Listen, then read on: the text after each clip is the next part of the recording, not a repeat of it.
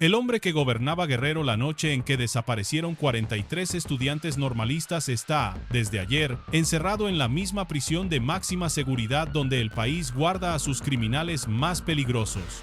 Ángel Eladio Aguirre Rivero, exgobernador de ese estado, fue detenido casi 12 años después de la tragedia de Iguala, pero esta vez la acusación no es política ni moral, es penal, directa, y apunta a algo mucho más grave que no haber actuado a tiempo. Lo acusan de haber ordenado destruir la evidencia que podría haber ayudado a esclarecer qué pasó realmente esa madrugada del 27 de septiembre de 2014. Este video reconstruye esta historia completa, con la calma y el detalle que un caso de esta magnitud histórica exige. ¿Quién es Ángel Aguirre? ¿Qué papel tuvo exactamente durante la noche de la desaparición? ¿Qué evidencia nueva llevó a la FGR a solicitar esta orden de aprehensión? ¿Cómo se derrumbó la versión oficial que el gobierno de Peña Nieto presentó en su momento? ¿Y por qué los propios padres de los normalistas denunciaron que nadie les avisó de esta detención? Suscríbete si crees que México merece la verdad.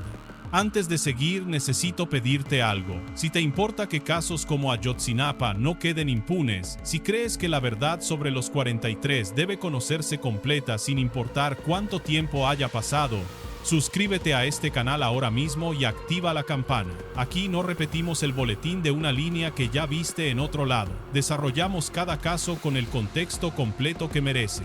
Vamos a organizar esta historia en 8 bloques. Primero, ¿quién es Ángel Aguirre Rivero y qué papel jugó como gobernador de Guerrero en 2014? Segundo, ¿cómo se ejecutó su detención y hacia dónde fue trasladado? Tercero, la evidencia específica que llevó a la FGR a esta orden de aprehensión con 2 testigos protegidos de por medio. Cuarto, ¿cómo se vino abajo la llamada verdad histórica del sexenio de Peña Nieto? Quinto, las conclusiones de la Comisión para la Verdad que calificaron el caso como crimen de Estado. Sexto, ¿qué pasó realmente esa noche en Iguala y por qué el gobierno estatal quedó tan señalado desde el inicio? Séptimo, la polémica por la falta de notificación a las familias. Y octavo, ¿qué representa esta detención dentro de la lucha por justicia que sostienen los padres desde hace casi 12 años? Quédate hasta el final porque cerramos con una reflexión sobre lo que significa este caso para la memoria histórica del país. Suscríbete si amas a México y quieres que se haga justicia. Actívalo ahora porque aquí no nos quedamos en la superficie. Empecemos por lo esencial. Ángel Aguirre Rivero era gobernador de Guerrero la madrugada del 27 de septiembre de 2014, cuando policías municipales de Iguala, presuntamente coordinados con el grupo criminal Guerreros Unidos, atacaron a estudiantes de la Escuela Normal Rural de Ayotzinapa. Ese ataque dejó 43 estudiantes desaparecidos, un caso que hasta hoy sigue sin resolverse por completo y que marcó a toda una generación de mexicanos como símbolo de la crisis de derechos humanos que vive el país. Apenas un mes después, el 23 de octubre de 2014, Aguirre pidió licencia para dejar la gubernatura y el Congreso de Guerrero la aprobó. En ese mismo momento, el alcalde de Iguala era José Luis Abarca, señalado también por su presunta relación directa con los hechos. En su momento, esa salida se leyó como una consecuencia lógica de la presión política y social generada por la tragedia. Pero 12 años después, la Fiscalía General de la República sostiene que detrás de esa renuncia hubo algo mucho más deliberado que una simple estrategia de salida. Piensa en el contexto político de ese momento exacto. El país entero estaba en shock, las protestas se multiplicaban, la presión internacional crecía cada día. En medio de esa tormenta, la renuncia de Aguirre pudo cumplir 2 funciones a la vez: aparentar una salida responsable ante la opinión pública y al mismo tiempo, según sostiene ahora la investigación, ganar tiempo para manejar el destino de evidencia comprometedora antes de que las nuevas autoridades tomaran el control completo de los archivos del gobierno estatal. Suscríbete si te interesa conocer la verdad completa. Vamos a los detalles exactos de cómo se ejecutó esta detención casi 12 años después. La captura ocurrió el jueves 6 de agosto, luego de que la FGR solicitara, obtuviera y cumplimentara la orden de aprehensión correspondiente. Aguirre fue trasladado de inmediato al Centro Federal de Readaptación Social número 1, el Penal del Altiplano, una de las prisiones de máxima seguridad más importantes de México. Enfrenta cargos por delitos contra la administración de justicia y desaparición forzada de personas. Detente en la gravedad real de esos cargos. No es una acusación de omisión política, el tipo de responsabilidad que normalmente cae sobre un gobernador durante una crisis de seguridad de esta escala. Es desaparición forzada de personas, uno de los delitos más graves del sistema penal mexicano, y delitos contra la administración de justicia, vinculados directamente al ocultamiento deliberado de evidencia que podría haber ayudado a esclarecer el paradero de los estudiantes. Ese traslado inmediato al altiplano, la misma prisión donde también está recluido el exgobernador de Baja California, Ernesto Rufo Apel, en el caso de Huachicol Fiscal que ya analizamos en otro video de este canal, confirma la seriedad con la que las autoridades federales están llevando este proceso. No hablamos de arraigo domiciliario ni de una medida cautelar ligera, hablamos de confinamiento inmediato en una de las cárceles más restrictivas del país. Suscríbete si amas a México y quieres entender estos casos a fondo. Vamos a la evidencia específica detrás de esta orden de aprehensión. La fiscal general, Ernestina Godoy, explicó públicamente cómo se construyó esta acusación. En enero de 2026, una persona colaboradora aportó testimonio confirmando la existencia de videograbaciones relacionadas con lo ocurrido en las inmediaciones del Palacio de Justicia de Iguala, señalando además a quien sustrajo esas grabaciones para entregarlas directamente al gobernador, y refiriendo amenazas concretas que explicaban por qué había guardado silencio hasta ese momento. Fíjate en la importancia real de ese primer testimonio. No es un rumor de segunda mano, es una persona que da nombres, fechas, destinos específicos del material sustraído. Ese tipo de precisión es justo lo que convierte un testimonio en evidencia procesable dentro de una acusación penal formal. Meses después, en mayo de 2026, un segundo testigo protegido reforzó ese primer relato, señalando que el propio Aguirre ordenó, en una reunión con mandos de primer nivel de su gobierno, desaparecer toda evidencia relacionada con los hechos ocurridos en las inmediaciones del Palacio de Justicia. Con ambos testimonios en mano, la Unidad Especial de Investigación y Litigación para el caso Ayotzinapa solicitó y obtuvo la orden de aprehensión cumplimentada este 6 de agosto. Piensa en lo que implica esa secuencia. No es una sospecha aislada reconstruida por indicios circunstanciales. Son dos testigos protegidos, independientes entre sí, cuyos relatos se refuerzan mutuamente, existencia de videograbaciones relevantes y una orden directa del gobernador para hacerlas desaparecer. Ese tipo de convergencia entre fuentes independientes es exactamente lo que suele permitir a las autoridades avanzar en una acusación formal, incluso 12 años después de los hechos originales. Ese lapso de 4 meses entre enero y mayo de 2026 también dice algo sobre el ritmo real de este tipo de investigaciones. No es un proceso resuelto de la noche a la mañana con un solo testimonio. Son meses de verificación cruzada y construcción cuidadosa del expediente legal necesario para solicitar, ante un juez, la detención de una figura política de esta relevancia histórica dentro de Guerrero. Suscríbete si crees que la verdad siempre sale a la luz. Vamos a cómo se derrumbó la verdad histórica que el gobierno de Peña Nieto presentó en su momento. Tras la desaparición de los 43 normalistas, la investigación quedó en manos del gobierno de Enrique Peña Nieto y de la extinta Procuraduría General de la República, encabezada entonces por Jesús Murillo Caram. La versión oficial que se presentó meses después se conoció como la verdad histórica. Los estudiantes habrían sido asesinados e incinerados por completo en un basurero del municipio de Cocula.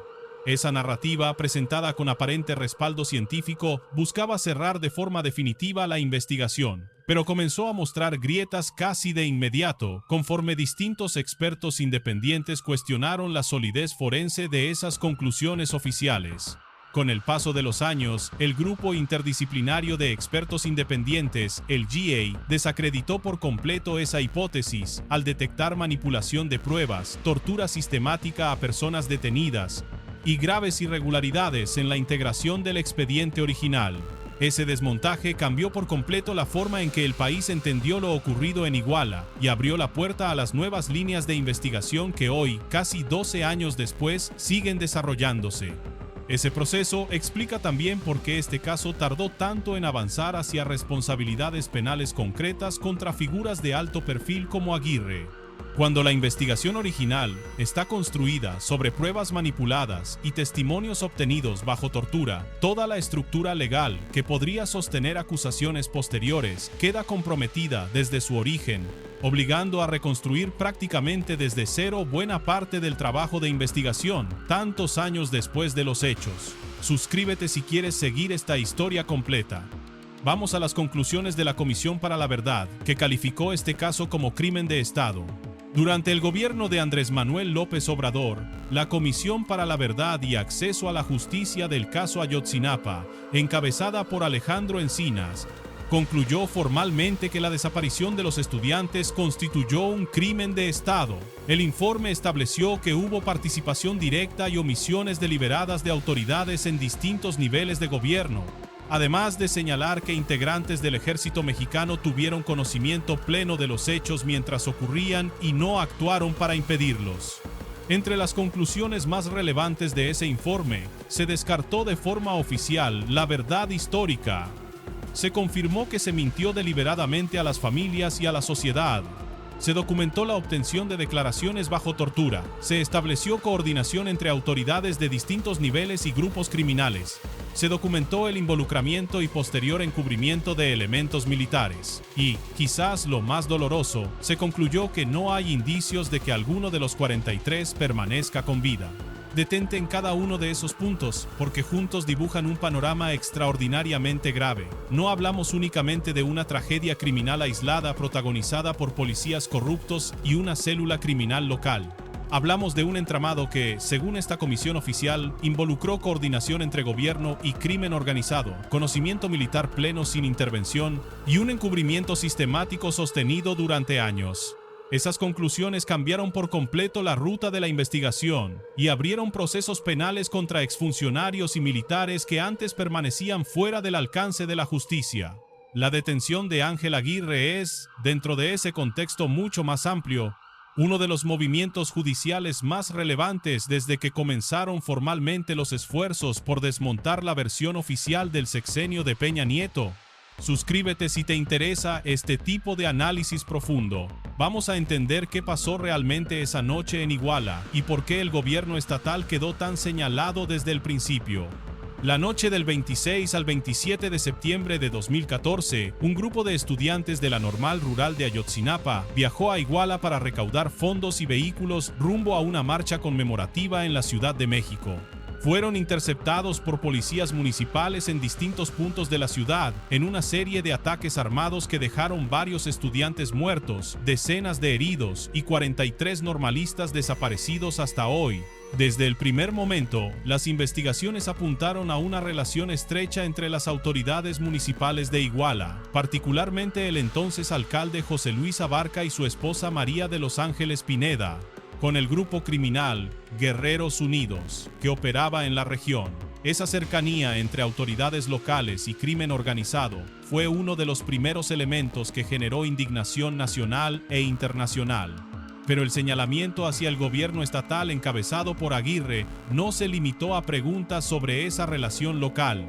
Se centró también, desde el principio, en cuestionar qué tanto sabía el gobierno estatal antes de la tragedia y qué tanto hizo después para esclarecer los hechos, o si por el contrario contribuyó a ocultar información que podría haber ayudado a las familias a conocer el destino real de sus hijos.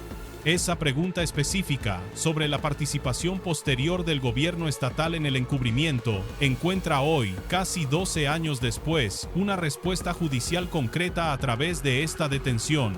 Los testimonios de los testigos protegidos apuntan directamente hacia esa dinámica, no solo conocimiento de los hechos, sino participación activa en ocultarlos mediante la destrucción de evidencia videográfica relevante. Suscríbete si crees que esta historia merece contarse completa. Vamos a la polémica que estalló apenas un día después. Los padres denunciaron que nadie les avisó. Este dato es particularmente doloroso. Los familiares de los 43 normalistas desaparecidos desde 2014 denunciaron públicamente que la Fiscalía General de la República no les informó sobre la detención del exgobernador, a pesar de tratarse de uno de los avances más significativos de la investigación en los últimos años. Esa omisión, tratándose de las familias directamente afectadas por la desaparición de sus hijos hace casi 12 años, genera un cuestionamiento legítimo sobre cómo las autoridades comunican avances de esta trascendencia. Piensa en lo que representa esa falta de aviso desde la perspectiva de las familias. Después de casi 12 años de espera, de búsqueda constante, de manifestaciones y exigencias sostenidas, un movimiento judicial de esta magnitud, la detención del propio gobernador en funciones durante la tragedia, debería haberse comunicado directamente a quienes dedicaron toda una década a exigir respuestas, que se hayan enterado por los medios, igual que el resto del país, en lugar de recibir una notificación directa. Confirma que todavía existen fallas importantes en cómo el Estado mexicano trata a las víctimas dentro de procesos judiciales de esta relevancia. Esa falta de comunicación contradice, en cierto sentido, buena parte del discurso institucional sostenido durante años sobre mantener a las familias de Ayotzinapa en el centro de todo proceso de búsqueda de verdad y justicia. Si un avance de esta magnitud no se comunica primero a las familias, resulta legítimo preguntarse qué tan consistente es ese compromiso más allá de los discursos pronunciados en conferencias oficiales.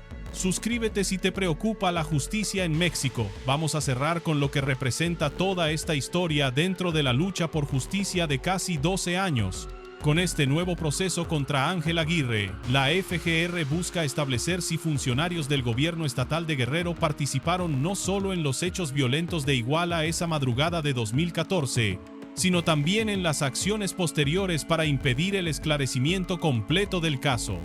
Esa distinción es fundamental. No se trata únicamente de responsabilidad por lo que ocurrió esa noche, sino de responsabilidad por todo lo que se hizo después, deliberadamente, para que la verdad nunca saliera a la luz. Ese tipo de responsabilidad posterior, el encubrimiento sistemático tras un crimen de esta magnitud, resulta en muchos sentidos igual de grave que la participación directa en los hechos originales. No hablamos únicamente de la tragedia de esa noche en Iguala, sino de años enteros de dolor adicional para las familias, provocado por la decisión consciente de funcionarios públicos de destruir evidencia que podría haber ayudado a esclarecer el paradero real de sus hijos. Además, esta detención se inserta en un proceso mucho más amplio de reconstrucción judicial que avanzó gradualmente durante años, desde el desmontaje inicial de la verdad histórica por el GEI, hasta las conclusiones de la Comisión para la Verdad que calificó el caso como crimen de Estado, y ahora esta captura contra la máxima autoridad estatal de aquel momento. Cada uno de estos pasos, separados por años entre sí, forma parte del mismo proceso acumulativo de justicia que, aunque lento, ha ido cerrando gradualmente los espacios de impunidad que rodearon este caso en su primera etapa de investigación. Suscríbete si amas a México y quieres que esta historia se cuente completa. Déjame cerrar con algo que realmente quiero que te lleves de este video. La detención de Ángel Aguirre Rivero, casi 12 años después de la desaparición de los 43 normalistas, representa mucho más que un movimiento judicial aislado dentro de un caso que lleva más de una década abierto. Representa la confirmación de que la verdad, aunque tarde años en salir a la luz, eventualmente emerge a través de testimonios que se refuerzan entre sí, investigaciones que se mantienen abiertas a pesar del tiempo, y comisiones independientes dispuestas a desmontar versiones oficiales construidas para proteger a quienes en su momento ostentaban el poder. Pero la polémica por la falta de notificación a las familias confirma también que, incluso en los avances más significativos, el Estado mexicano tiene todavía una deuda pendiente con las víctimas. Tratarlas con el respeto y la comunicación directa que merecen tras casi 12 años de búsqueda incansable. La verdadera justicia en este caso no se completa únicamente con la detención de Ángel Aguirre, sino cuando finalmente se conozca con certeza absoluta el paradero real de los 43 estudiantes y cuando cada responsable, sin importar el cargo que haya ostentado, enfrente las consecuencias legales correspondientes. Suscríbete si amas a México. Actívalo ahora mismo antes de que se te olvide, porque en este canal desarrollamos cada una de estas historias con el contexto completo que realmente merece, sin quedarnos jamás en el titular superficial que repiten otros medios sin ningún desarrollo real. Eso es todo por hoy. Si te interesa este tipo de análisis completo sobre la búsqueda de justicia en casos como Ayotzinapa, suscríbete a este canal ahora mismo sin esperar más tiempo. Activa la campana para no perderte ninguno de los próximos análisis sobre este mismo tema. Comparte este video con alguien que necesite entender el contexto completo detrás de este caso, más allá del titular rápido que repiten los medios tradicionales sin ningún desarrollo real. Y escríbeme en los comentarios qué te parece que las familias de los 43 normalistas no hayan sido notificadas directamente sobre esta detención tan significativa. Suscríbete si amas a México. Nos vemos en el próximo video.